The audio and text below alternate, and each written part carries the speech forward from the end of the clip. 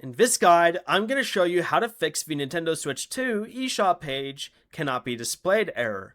This is Miguel from Just Boz, and before we get into this guide, make sure to like the video and subscribe to the channel with all notifications on for more content like this. It really does help out the channel and we'd greatly appreciate it. If you have any questions, just ask them down in the comment section below. I'm going to be doing my best to reply to every single comment down there. First, from the home menu, go ahead and open System Settings, then scroll all the way down to System, and select System Update and install any available update. Nintendo recommends updating the console first for this specific error.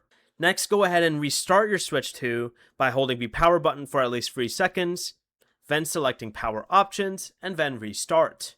If the page still won't load, go ahead and open System Settings again, and this time go down to Internet, then test connection to make sure the console has a working internet connection. If your connection does work though, go down to System again, but this time scroll down all the way to Data Clear Options, and then select Clear Cache. Choose the user that's having the eShop problem and confirm the reset. This clears cached eShop web data without deleting your games or save data. After that, return to the home menu and try opening Nintendo eShop again. Before you leave, remember to like the video and subscribe to the channel with all notifications on for more content like this. It really does help out the channel and we'd greatly appreciate it. And if you did have any questions, just ask them down in the comment section below. I'm going to be doing my best to reply to every single comment down there. Peace.